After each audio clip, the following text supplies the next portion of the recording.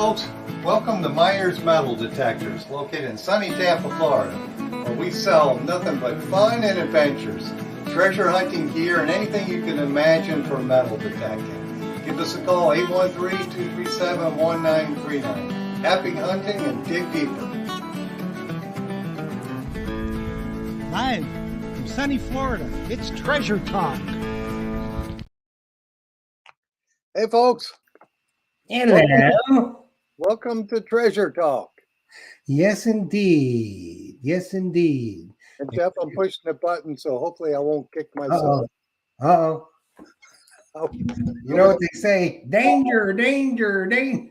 Danger, Will Robinson. That's right. I'm just hoping I don't push the wrong button and I get to see the show live on two different platforms. Danger, danger, danger.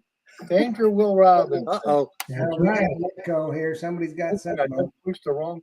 There we go. That was me. I had to get that off of there real quick. Anyway, I can see some of the streaming if I have it on, see some of the comments. I mean, they go by really fast, but sometimes I see them. So it looks like we got another exciting show for sure. How warm is it in North Florida today? It was about 90. Yeah, we were a little higher than that. It was hot. Well, we finally got some rain. We had a good thunderstorm come through, but then it kind of went away in blue skies, hot sun. Yeah, I was trying to do some work outside, and I made it about 15 minutes and had to call it. You had to come in where it's only 80 degrees, right? Yeah, I had to put a lid on it and go in the house where it's 80. Yes. No, actually, it was, I put my foot down and it was 78. It was nice. Jocelyn likes it cool in there too while we're cleaning house. So we did a little. I bet. And yes. I tell you what, there's nothing worse than having to work when it's hot like that. Yes, it's tough to do. It really is. So I couldn't work outside. I was trying to trim some trees and do some outside stuff, but it was just too hot. But we've got an exciting show, so I guess we better get started. And then today we'll also talk about Father's Day is coming up. So we're going to do that as soon as you do the you know what? Yes, for sure. All righty. So let's get started. As you know, folks, today's show is brought to you by your friends here at Myers Metal Detectors, where we sell fun and adventure. And of course, the views, thoughts, and opinions expressed here by the Treasure Talk guest or member belong solely to the guest or member and not necessarily to Phil Myers, Justin Myers, Myers Metal Detectors, or Jeff Mona. And that was a lot to say, wasn't it, Jeff? Yes, it is indeed. The most important, the Big Zazich. Yeah, well, I couldn't get my actor to work for me this week, so I'll have to do my own commercial, I guess. But he's doing awesome, and the purpose of Treasure Talk, and I think this is what makes our show different than any other streaming show out there. Our purpose is to promote the hobby of treasure hunting and metal detecting, and to educate our members in a fun, informative manner. Yes, sir. And I think we do that. At least I know I only put in about 35 hours a week trying to, get this stuff lined up. So hopefully it's working. Oh, it's working. You're getting it done, my friend. It's doing an awesome job. And it looks like we got a bunch of people on the chat today. Oh, yeah. We got, and then there's some that they keep coming. But we got a lot of really exciting things in the works. Yes, for sure. I mean, real exciting things, I think. But anyway, there, Father's Day is this weekend. Yes, it is. Myers is going to do something special, aren't they? Yes. I'm going to do a $50. You want me to talk about it right now, Jeff? Sure. Let's talk about it now, and we'll talk about it later. I'm going to do $50 off of any Motley scoop with the carbon fiber handle. Now, I can't put this on my website or they'll start screaming at me from Motley and probably from Anderson, but $50 off of that. So that scoop there has got everything, is $369. That will be $319.95 with the Anderson shaft and pull handle. So I've got those on special. And if the folks want a color, I do have some of the colors, but you have to realize those colors are, I guess that's painted on there or powder coating, but when you're in You know how abrasive sand is. Oh yeah, there's no way you Holes. I mean, the majority of the scoop is going to retain its color, right. but the tip where it goes into the sand, it's going to wear off. There's just no way it's not. Yeah. And I mean, mine did, but it doesn't affect the quality of the scoop whatsoever. No, because it's stainless and it's an awesome heavy duty scoop. You're not going to wear that one out. So if you're in the market for a scoop, that would be a perfect one for you. Yep. That's right. And and they want to go in Saturday when the big Poppy's there. He Big might give you a sausage. Saturday. Yeah, we'll have to get some sausage too. That's right, Big Poppy. You got to get some sausage. Yes. And those scoops, we got the big special. So yeah, Saturday would be perfect for Big Poppy could wait on him and tell him to scoop and a detector. That's right, and a sausage. Yes, and we'll throw in the sausage. That's And right. He'll pull it right out of his back pocket and hand it to you. Yeah, and for folks who don't, Justin was just reminding me to tell everybody, if you don't know who Big Poppy is, it's Joe Fizzi. So he's a connoisseur of fine wines. He knows everything about Italian wines because that's his, I should say, his day job. But he comes in and helps me out on Saturdays and does an awesome job. And he knows detecting too because he loves metal detecting. Well, everybody that's watched Treasure Talk at all knows Big Poppy. Yes, yes, they do. And anybody comes in the shop, they know him too because he's our fourth cog in the wheel. Yes, he is. He sure is. Well, anyway, back to that special $50 off of any of those scoops, the Motley scoops with the carbon fiber handle. Can't beat that with the stick for sure for Father's Day. Because, fathers normally, a lot of times they get hosed. I know I've been hosed before. Oh, yeah. On Father's Day. So don't forget about your father. And if you're a father, come in and take advantage of that special. And if you're, I should say that if you're a single mother, you can do Father's Day special too. We'll do it for you too. Well, your bottom line, no matter who you are, if you are a mother, you had a father. He may not be here, but hey, the thought counts. Yes, it does. So it doesn't make any difference whether you're a mother or you're a father or your father is passed. Makes no difference. You call Phil 813-237-1939 on a Motley scoop with an Anderson handle and pull handle. Your father will appreciate it wherever he is. Yes, he would. Hey, and we also have a couple of some good deals. I've got two different Equinox, the 700 and 900s that are like brand new. The customer decided he wanted to have an Excalibur because he wanted to dive. The other one said he wanted a Manicore. So they're a matter of weeks old, and we'll give you a real good deal on those. And the same thing with a Deus 2. I had a customer couldn't figure his Deus 2 out, and it's less than, I think, a couple months old, but I don't think he ever used it. He said it was too complicated for him for some reason, but he didn't want to read the manual. Let's just say that. Probably not. And he got himself an Equinox instead. So if somebody's looking for Deus 2 used, slightly used, or hardly used, that's the one to take a look at when they come in the shop. For sure. See, always, when you're looking for a detector, the best thing to do is you call 813-237-1939. See what Phil has got. He's taking in on trade. It may save you a bunch of money. It may be just exactly what you want because, like we always say, if Phil don't have it, you don't need it. You don't need it. And I guess we better get cranking, Jeff. We just ate in some of our time here. Yeah, yes, we did. We're getting blabby in our old age. We must be. It's so hot out. We got to stay in cool air and chat. Yes, we have two wonderful fellas tonight. One you've seen before, and one this will be his debut. They both are users of the Deus 2. They do not represent XP Deus. There's really nobody that really represents XP Deus in an official capacity.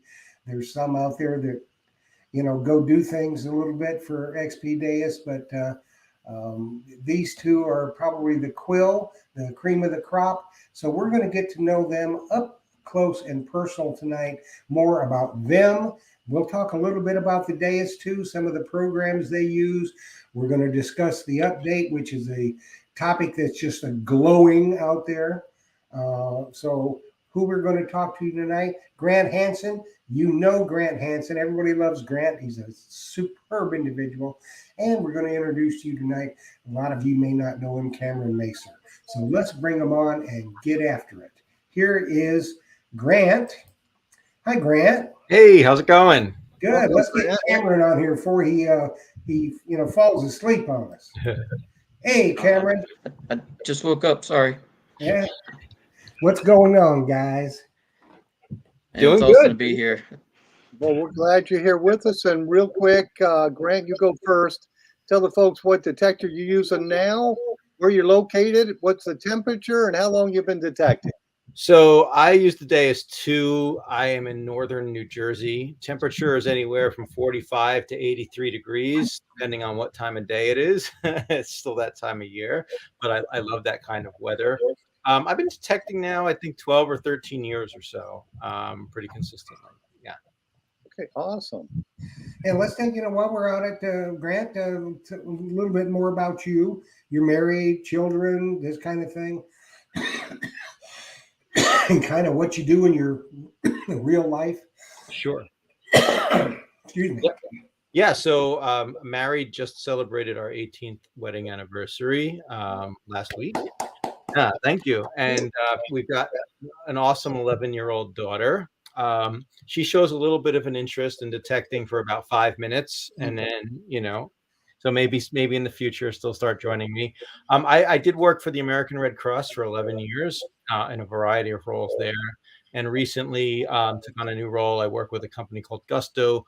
We do HR and payroll for small and medium-sized businesses, and I focus on international finance on that. So quite different departure of what I was doing at Red Cross. Yeah, I'd say it probably is, Grant. And you, Cameron, how about the same? I guess I've been detecting about 6 years, 7 years. I started when I was little, messing around in my sandbox with a yard sale Radio Shack job. Didn't really know what I was doing. Had no idea that there was stuff under the ground. I just dug toys in my sandbox basically.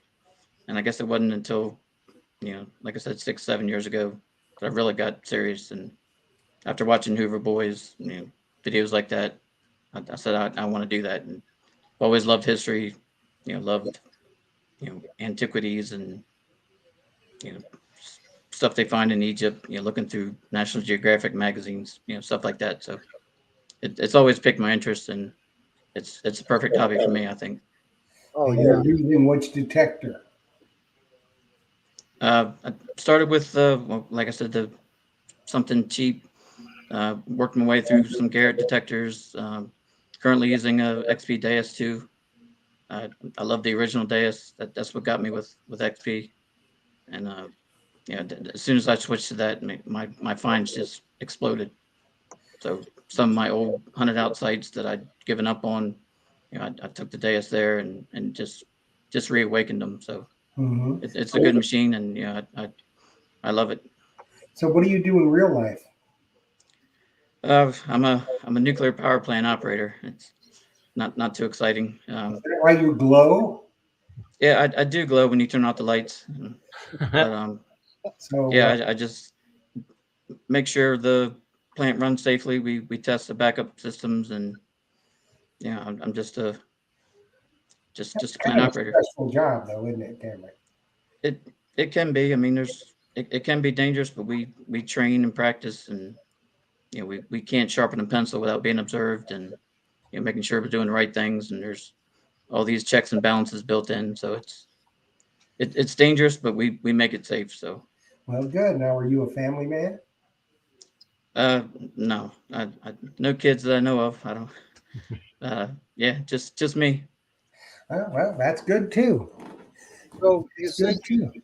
you started with the, I guess, a bounty hunter cheap Radio Shack, and then you went to Garrett. Is that what you said? Yeah, I used an AT Pro for a couple of years, and Now, how was your Found some- learning curve going to the Deus 1? from the AT Pro? Not the sounds were a little different, but I guess I watched a lot of videos even before I pulled the trigger. You know, watched Gary and Aqua Chigger use the Deus for a while, and of course Gary Blackwell, and I think I watched hundreds of videos before I even bought the Deus. So I think I learned how to use it before I even had the thing. But it wasn't bad, and of course I'm still learning. Basically, it can be as simple or as complicated as you make it. You can turn it on, pick a program, and go, or you can dive into the settings and really tailor it to your permission. But Phil, Cameron's not a rocket scientist. He's a nuclear scientist. So it wouldn't be a problem. Yeah. Well, I say we learn every day we use our detector. We're learning something new for sure. So. See, I was like that guy who's selling his Deus too, with your shop, Phil, because I got it. I saw people using it in England, and I just came home and bought one. Didn't watch any videos, didn't watch the manual, read the manual. I was just like, oh man, it was completely different than the Mind Lab I was using. So I was getting frustrated. And it finally, when I decided, all right, maybe I should learn how to use this thing, and just did air tests on like just clad, just to see what things should sound like. Then it all clicked, and I was realizing I was way overcomplicating it. Like Cameron said, you can just pick a program, turn it on to go, and modify it to your preferences, but you don't have to get too crazy with it. Yeah, that's what I always tell people. Pick a program, get out there and use it for a while, read your manual again, keep reading until it eventually it'll sink in. Because it's hard, I think, for someone who's brand new to detecting to jump on the Deus too. I mean, I see it happen all the time, but still, some people can overthink it and get frustrated with it. Yeah. And I think that's what happens. You just got to get out there, use it in the dirt, and then read your manual again, and just it'll sink in. But it's an excellent detector for sure. So, you have something there, Jeff? No. You look like you were studying something. You must be studying the screen. Yeah, I was looking at the chat, looking for questions. Yes, and I got Jocelyn over here looking for questions too on Facebook and YouTube, I think. But let's talk about some finds then. So you guys hunt together? We have once. Yeah, we need to do that again, Grant. We do. I told you on the phone a couple months ago we got to get together, and I know it's half my fault, but no, it's half mine really too. need to do that. Did you tell us where you were located, Cameron? Maryland, Eastern Shore. Oh, okay. We're not a couple hours from each other, but we have a funny story. We were detecting up at Dig Stock, and then like we stayed an extra day and got a private permission. Cameron actually managed to get us onto the permission, and this guy had a few different properties, and we were in a small group, and somebody found a 2 real, and then 5 minutes later somebody else found a 2 real, and then all of a sudden everybody's like, all right, let's go to the other property. And Cameron like, you just pulled 2 reals out, two reals, mind blown. And like, so we wound up leaving the spot, and we were not happy about that. Yeah, I think and I still haven't found a real. I would insist upon staying there for sure. Right. Yeah. So Cameron, you're in you said Eastern Shore, Maryland then, huh? Yes. Okay. Yeah, I grew up just outside of north of Baltimore. And okay. I miss Baltimore. I miss blue crabs up there. Eastern Shore has blue crabs too. Yep. Chesapeake Bay for sure. A lot of history around here too. Yes, there is a whole lot of history. More history than we have in my area right here. It looks like Jeff, you popped a question there from Sam Truckley. What has been your best find and where? And we'll give you both to answer that one. I'll go first, Cameron. I'll do my best international and my best, I guess, domestic. This past September, I was out at a organized rally in England, and on day one, 15 minutes into the dig, I found a silver Viking bracelet that dates around 850 AD. Amazing craftsmanship. It was all hand, 2 different patterns of silver round against each other. It was so well done, you couldn't see where it started and where it ended. And that's with the British Museum right now being evaluated. So that's definitely the best. Probably, I hope it's not the best ever, but it might wind up being the best ever. And then a few weeks later, back in the States, I was digging a dirt cellar at a colonial home and found a George Washington weapon. So it was a pretty good That's couple weeks. rare to find that. Yeah. So I didn't know. It unearthed. The guy came out and he's like, "Hey, my basement's dirt. If you want to check that out." And I was kind of like, I've never had luck in basements, but he seemed so excited about it. So I was like, "Yeah, all right, I'll go down there." And this button was giant, and I didn't know what it was. So I go outside in the light. I'm, getting the dirt off, and I saw like the chicken hawk kind of thing. And I'm like, "Oh my god! Oh my god! Oh my god!"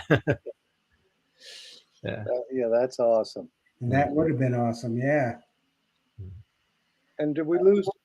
No, he was just checking to see if we could see him glow, weren't you, Cameron? No, my screensaver keeps timing out, so I got to keep wiggling the mouse.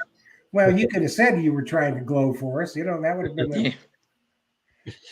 So, okay. How about you, Cameron? Your best find? I guess I have two answers too, like Grant. Domestically was a English Revolutionary War sword scabbard tip, and that was one of my first finds with the Deus, and really didn't know how to use it. I was just playing around at an old permission, and that popped up. I knew it was a scabbard tip, but I thought it was Civil War because a lot of the things I was finding was Civil War era. And when I looked it up online, I couldn't find it anywhere. Couldn't find one to match it. And somebody suggested, well, won't you try Revolutionary War? And as soon as I started, searching for that, it came right up, and it was identical. It had the same scalloped edge, the same, three bands around the top, and so that was now how it got there. I have no idea because it wasn't a Revolutionary War area per se, but maybe troop movements or I'm not sure. Okay. But yeah, that's probably my oldest and best domestic find. And then in England, I got two skeets, Anglo-Saxon skeets from the 7th century. And I don't know what that is. So tell them. Probably it's just a tiny little Anglo-Saxon coin, little hammered coin. Is it about the size of your pinky? They're pretty rare, and I found it in an area where a lot of us there was 10 of us that went, and all morning long they were gridding this area, finding lots of stuff, and I kind of stayed away. I didn't want to jump to where all the finds were getting. So after lunch, I noticed that they had went to a different area. So I was talking to a guy, and I said, I'm going to put on my HF round coil, and I'm going to go get a skeet. And didn't really know much about skeets. It was just the only rare coin I could think of. And I went out and got a skeet. Just and what is very that made meticulous. What's it made? Silver. Silver. Okay, Silver. cool. So it was a tiny silver hammered coin. And what was the year you said, the time frame? It's like 685, I think. 685. Yeah, that's pretty old. It's Anglo-Saxon, and I got two of them. I don't know much about the second one, but the first one was a Woden head skeet, and it has the pagan god in the center and a Christian cross on each of his cheeks. So that was like their compromise because half were pagans, half were Christians, but they all had to trade amongst each other. So so that was their compromise coin, and I guess that's why that one's pretty rare. Was that the scabbard tip, Cameron? That's from Rick T. Was that a U.S. or British scabbard tip? British. Okay, cool. Let's see. We had some other questions. Jocelyn handed them to you, Phil? No, she didn't, but I have plenty. But I did want to comment to Joe 4077. He said he lived in Essex, Maryland. I grew up in Marsh, Maryland, so I'm sure he knows where that's at if he lives in Essex. But let's get back to the find. So you guys, how many times have you been to England? 1, 2, 3, 4. I was going every year up until COVID. and then I went finally again last year. I think five times or so. Okay. Yeah. And how about you, Cameron? Just once. I guess that was beginner's luck, maybe. I Oh, was that's supposed to go cool. last year, but COVID canceled it. So Yeah. I'm looking to go in the fall this year. Okay. Now, Grant, have you found a gold coin? I have not found a gold coin. Definitely a bucket list item. So I've only actually found one piece of gold ever in my career. That I have dug plenty of pull tabs and foil in an effort, but the gold hasn't come up much for me. Okay. And Jeff, I see you've got one there. What size coil do you guys use mainly? I almost exclusively use the 9-inch. I just like it. Easy to swing around, and I mean the dais is light regardless of what coil you're using. I just like the 9-inch. Okay. And how about you? I typically use the big coil, but it seems like most of my best finds are from the smaller ones. So maybe I should start using the small coil more. Yeah, I always like the small coil for coin and relic hunting. I guess it might be because of the area I'm at. It's so trashy, so much junk in the ground. But AS2 doesn't have the small coil yet. I hope they're making it. I heard they were, but it seems like the stuff comes really slow. But I did have a question here from Tim Naylor, Mumbles Man. He's wanting to know your most unusual finds. I found a crucifix that was formerly affixed to a coffin. So I found that in a churchyard. So I would definitely say that was kind of unusual. How did you know it was affixed to a coffin? The minister on the property told me that he recognized it. Yeah, Weird. yeah. I had no idea. Yeah, that's kind of weird. Did he want it? No, he didn't want it. So I've got it. Right over there, I think. That's a creepy one. That's Yeah. kind of like digging the crematory tags or tokens Right. out in the water. We dig them all the time, and I always tell everybody that's a reminder token, reminder to get out there and do what you love to do. Right. We're all going to Exactly. be there one day for sure. Yeah. And Cameron, how about you? Your weirdest find, most unusual. I'd probably say that scabbard tip because, like I said, I was in the Civil War era or area, and out popped something from the Revolutionary War that I wasn't expecting. So I'm gonna go with that. I haven't really found anything creepy or weird, or at least nothing that I can talk about on TV. Hey, well, there's always the next dig, the next shovel for sure. Right. Yeah, You you might never know find what you're gonna get. You don't. The next shovel could be something really crazy. Mhm. It looks like you got a question, huh, Jeff? Yep. Go ahead. Okay, so are you guys running the 1.1 update on the days too? If so, what are your thoughts on the update? I have. Surfside Dan. Oh, yeah. I haven't updated yet. I'm excited to try it, but I'm letting everyone else work out the bugs first, kind of like any other software update, like with Apple or Microsoft. It's just it's working for me as is. I'm finding some great stuff, so I'm just going to give it probably another few weeks, see if there's anyone still complaining about it. I did hear that B 1.1 is more stable and working, but just going to give it a few more before I make the update. Okay. And you, Cameron? I did do the update, but I haven't tested it yet. So last week, I don't know if you guys heard, it may have affected you too, Grant. The wildfires from Canada. Mm-hmm. It was it blew all that smoke and soot and whatever basically directly to Maryland.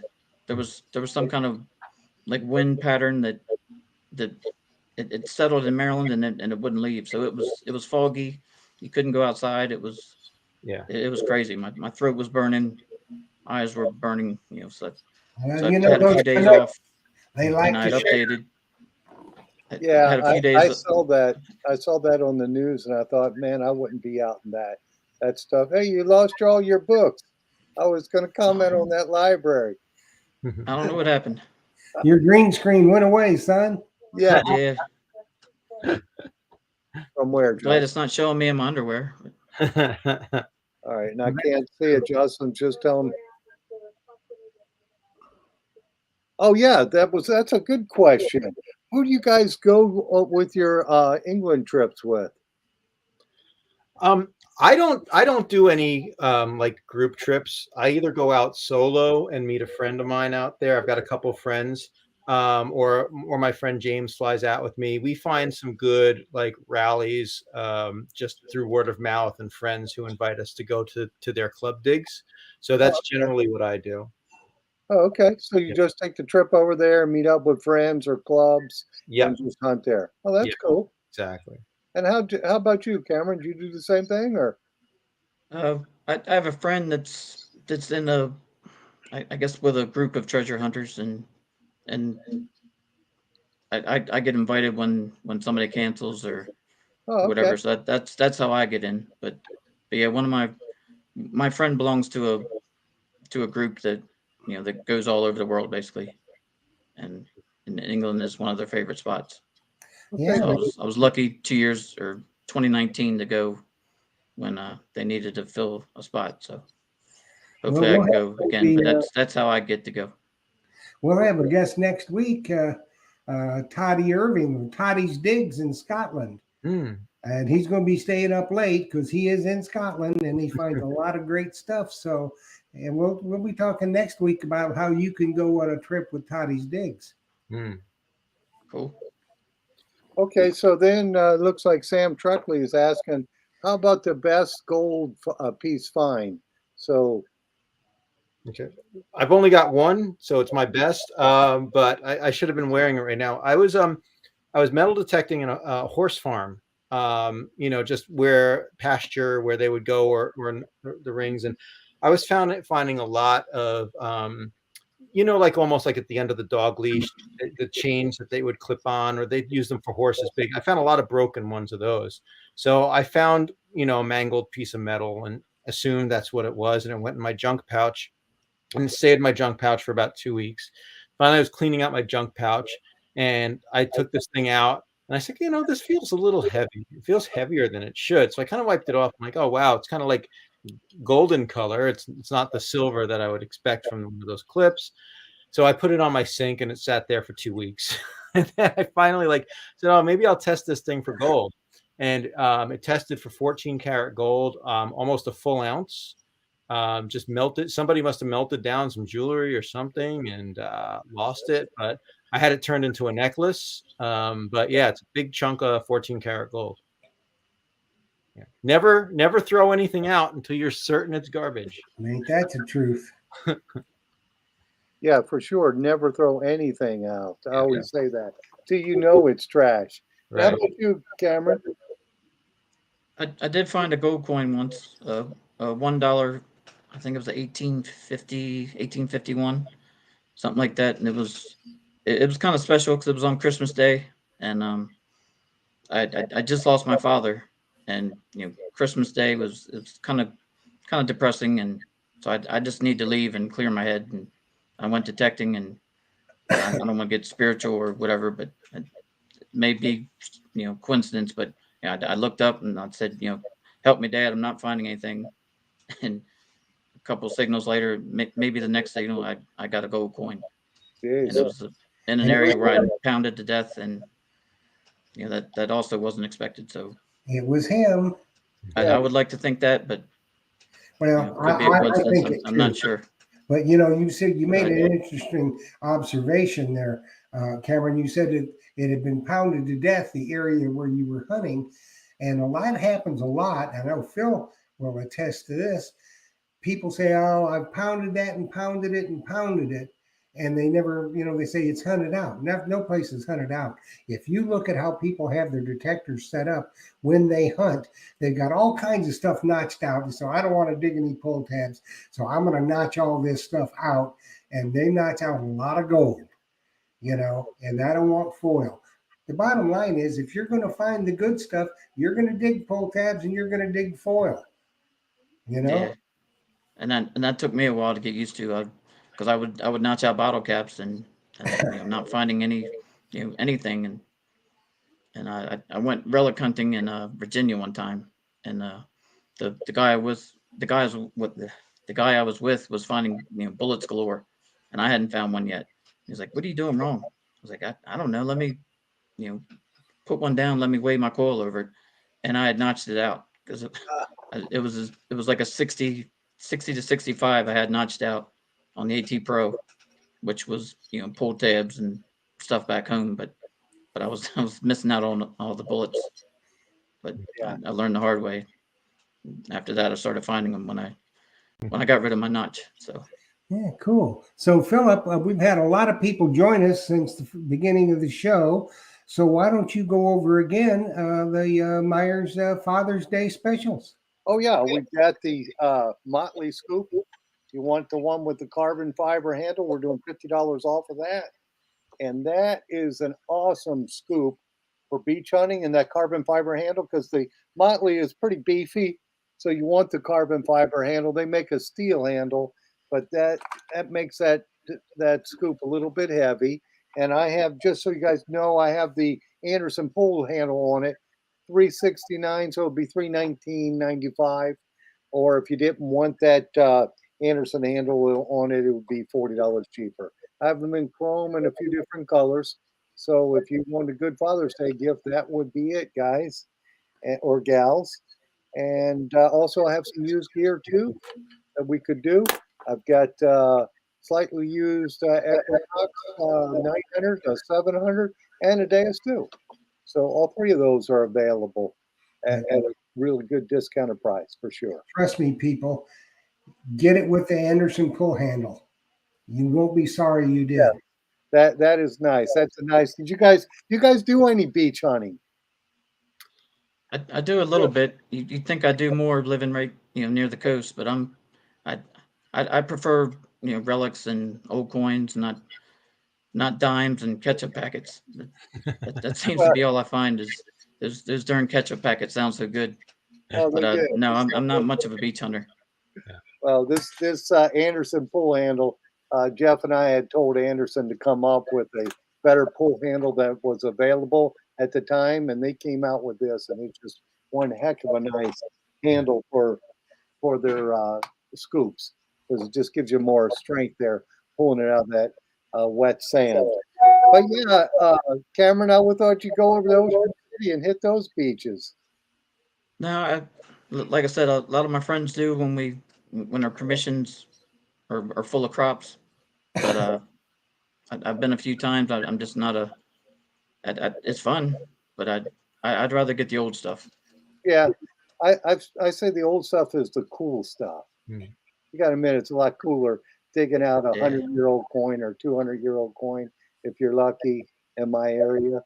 But yeah, the old stuff is the cool stuff. But sometimes the beach stuff has more value.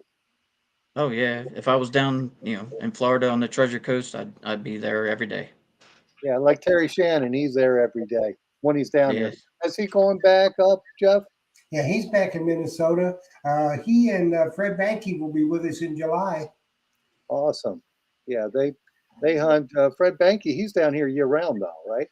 Yeah, he lives down in Melbourne. Terry does through the winter time, but Yeah. Fred will have some interesting things to say, as will Terry, obviously.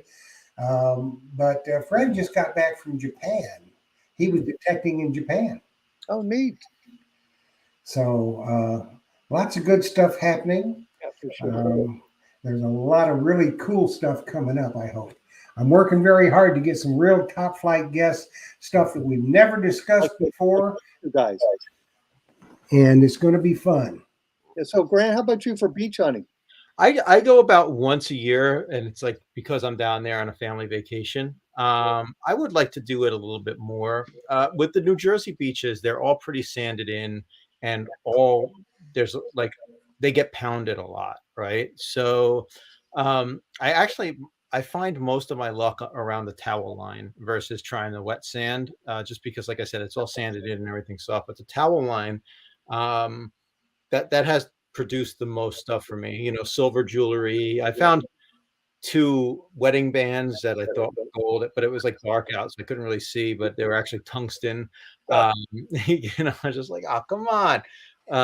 But yeah, I for me, I think the towel line area is probably the most productive. I mean, you're gonna dig a lot of those ketchup packages, Capri Suns. I mean, people are just slobs, Oh, and that's terrible. Yeah, but the tungsten gets pretty old. I always find a lot of tungsten. yeah, Most of these are Wow. tungsten. It's Yeah. just like, Yeah. it's just, oh my goodness, another one I started.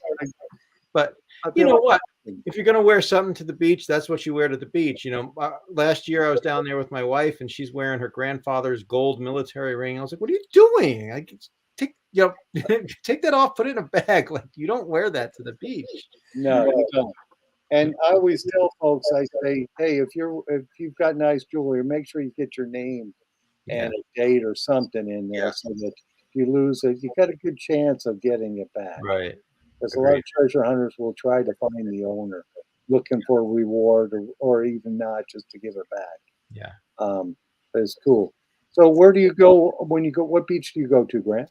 It's either like Ocean City, New Jersey, or Belmar. Those are the two beaches. I've tried actually going into the water and detecting, but the waves are just too brutal. I mean, Well, yeah, East Coast is yeah, it's kind of pound you. That's why I like hunting in the Gulf. yeah, I mean, it's slick, calm. About the water temperatures about yeah. 90. It's 87 today, Jeff. So Wow. can't beat that. And I disagree with you, Grant. I think they should wear all their real good stuff and as much of it as they can put on. Everyone else should. Everyone else. That's right. Yeah. Yeah, our water temperature, I just looked at it today, was 87 degrees. So it's nice when it's real hot out. It still feels refreshing getting out in it. And Jeff's right. Our beaches on the West Coast, I think our beaches are cleaner, and I think our water a lot of times will be flat. So you could just cruise along up to your neck Oh, and not have a lot of times not having wave action. nice. Yeah. So But let's keep getting back to the update. Now, I did the update as soon as it came out. Then I spent a week in Daytona on the beach, and I had absolutely no problem at all. But I think any of the glitches were basically in some of the land digging programs, more so than the beach programs. Got it. So when the 1.1 came out, I updated that, and then I went out to an old farm, and I didn't have any problem at all. It was very stable, and I ran through almost all the programs just to try it, and so I didn't have any problem with it. So I think they probably got the bugs fixed. But Grant and Cameron, you both know. Phil, you know it too. There's always going to be somebody. They got to have something to say, and they got to have something to complain about. And 99 times out of 100, they've got it set up incorrectly anyway, and that's what's causing the problem. But there's got always a malcontent. Yeah. Yeah. you And know. it's also Can't please everybody. yeah. And getting back to like sense settings overload, you watch some really really good videos, say by Gary Blackwell, showing how reactivity or different settings can affect the depth. And this is what it's on 3, when this is what it's on 2. And what are you supposed to do though? You're supposed to like every 5 feet change your setting and go like you can't do that. You've got to pick something that you think is going to be well-rounded and universal enough, and you go for it. If you have the luxury to keep going back to that property, then you can change the settings and try it again. But you don't want paralysis by analysis. Yeah. Well, some of them do. That's why they say, "Oh, well, I got to change this. I got to change that. I got to change this." No, you don't. Mm-hmm. You can go out there with just the stock base 2 programs and find a bunch of stuff. Yeah. yes, that's what I do. I usually just use the stock program, and I do very well with it. I haven't done the update yet, but I probably will. I don't see any reason not to. Mm-hmm. Yeah.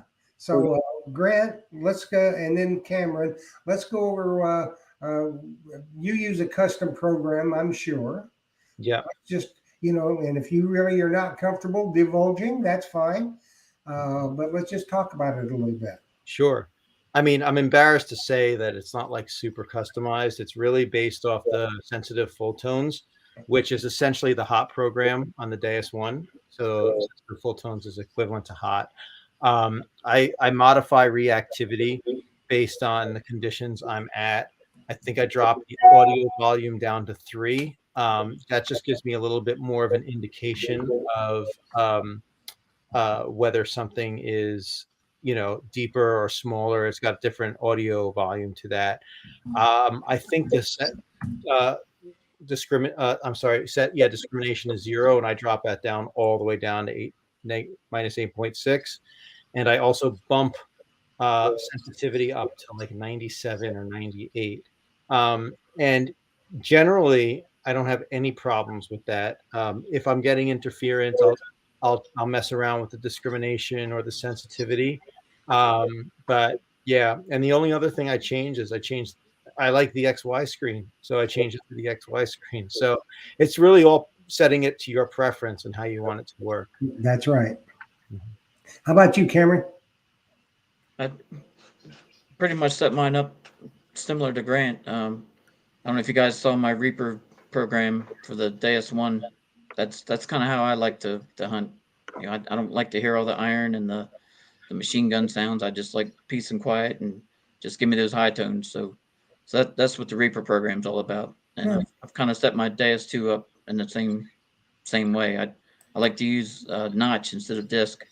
So I run disc all the way down, and instead to mute out the iron, I use notch, and sometimes up to like 20, 25.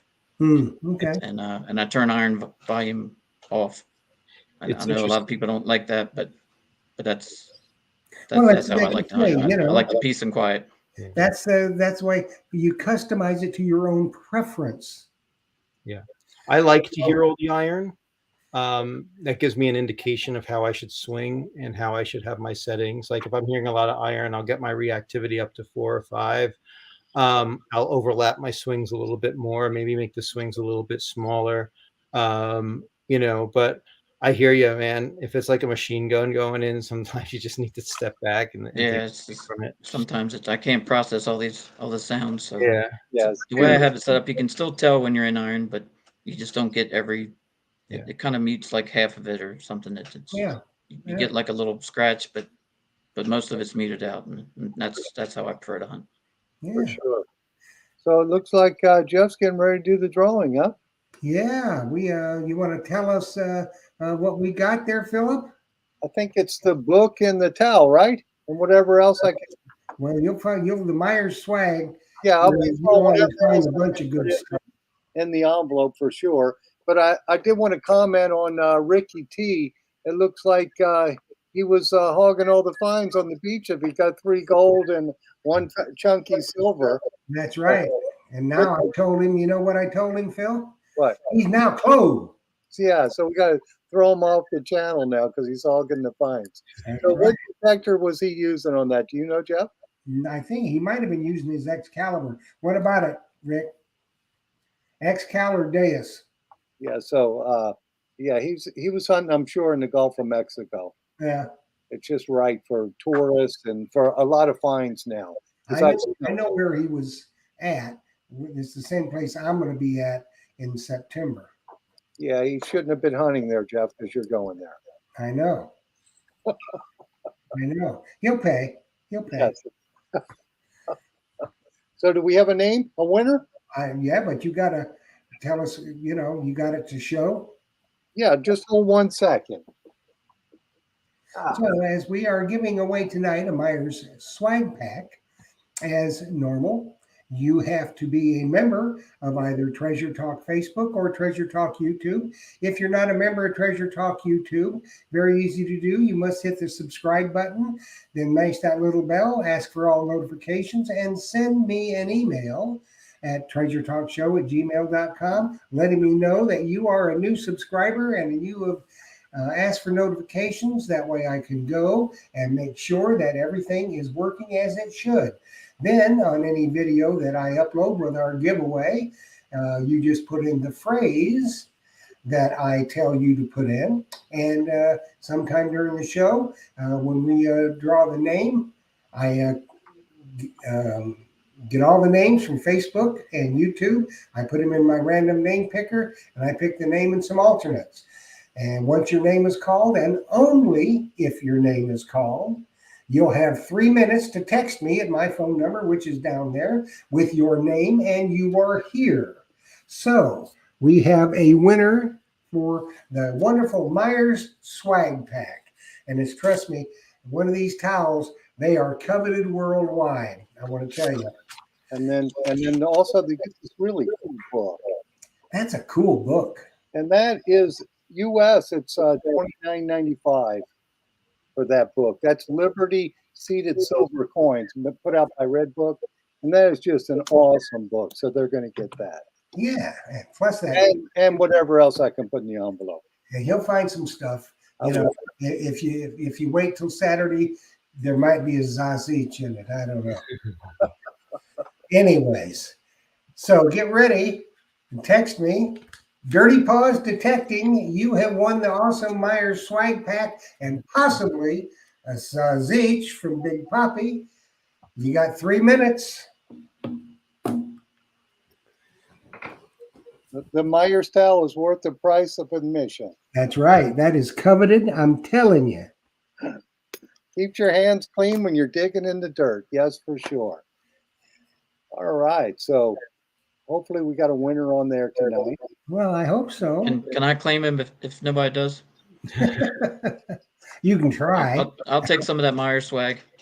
There you go. Dirty Paws, where are you?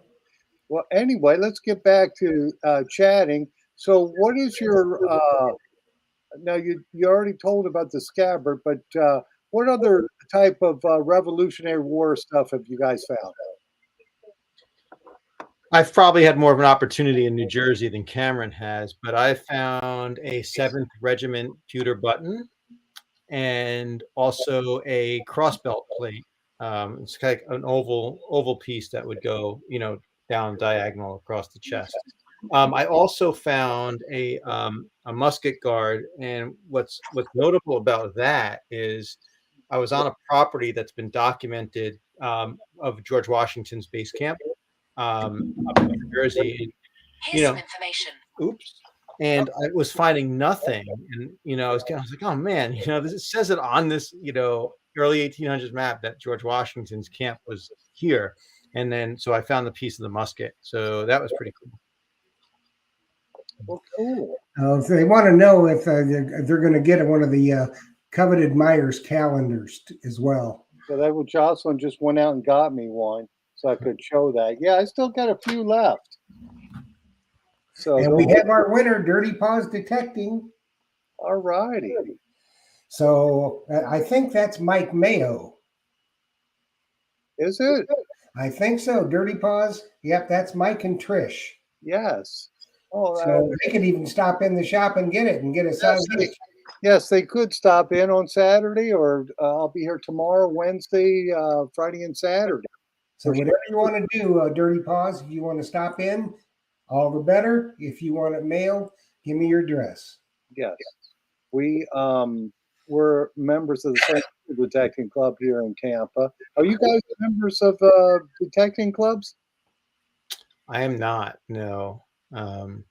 I think there's a few around here, but I've never got the introduction and never made the effort, to be honest with you. Okay.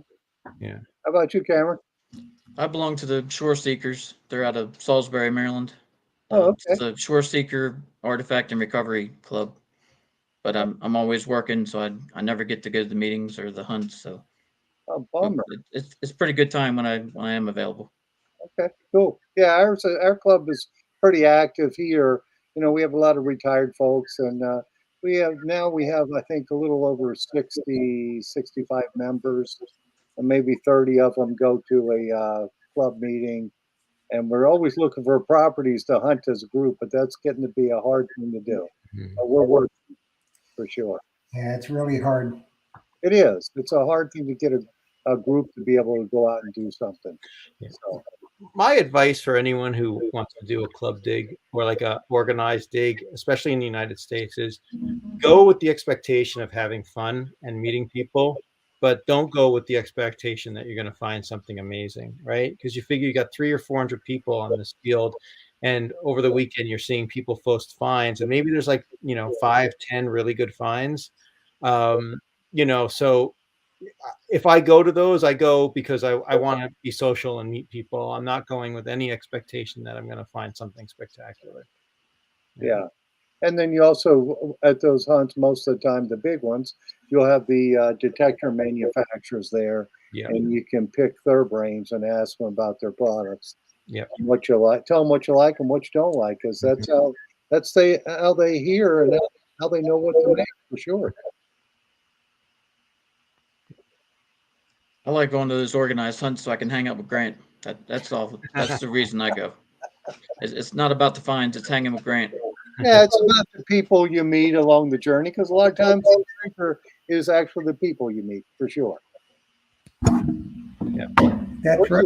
You never know. Sometimes you might get to hunt with me and Phil. Yeah. Yes. Come down Even to better. Florida, for sure. And we'll even waive the fee. Wow. All right then. I know. We got to be nice every once in a while. Yes, we do, for sure. So what other finds now in Salisbury, Maryland, what do you find in your area? And tell us about a little bit of the history of it. In Salisbury, well, the club's from Salisbury. I'm more near Easton, Easton. but so there was a lot of Civil War troop movement through here. Not necessarily battles on the Eastern Shore. They're on the Western Shore, but those places like I don't even know the name of the parks, but a lot of those are off limits. You have to get private permissions.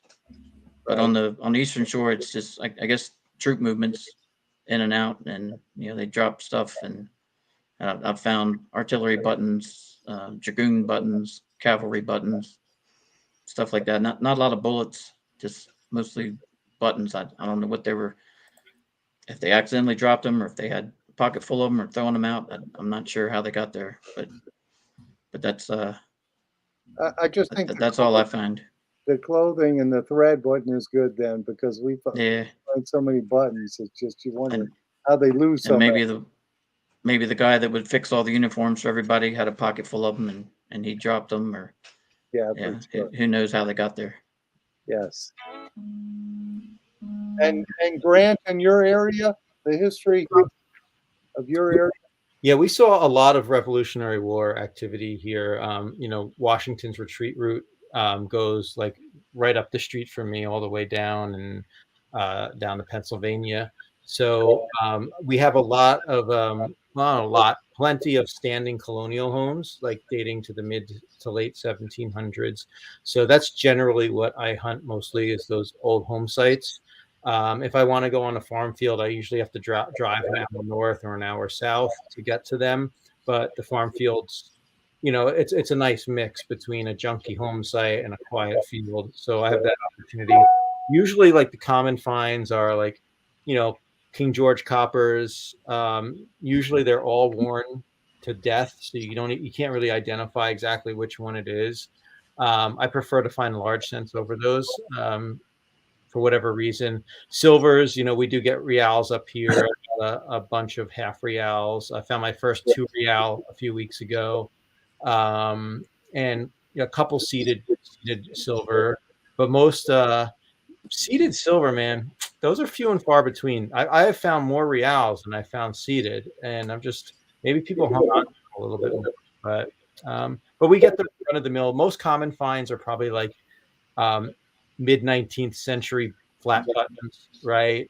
Victorian, brooches, things like that. So we've got a nice mix. Well, cool.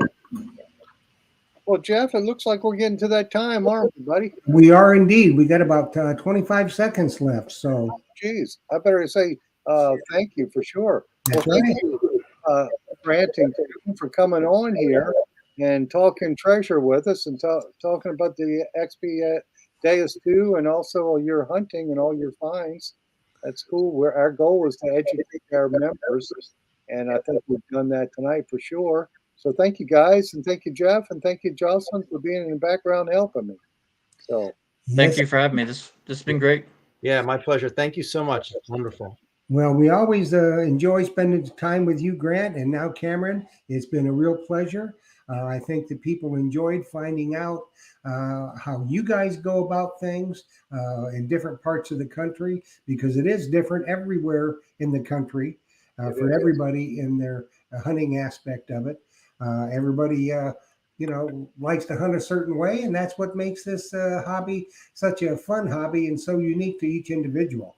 So, we want to thank you very much for taking busy time out of your busy schedule to spend a little time with us.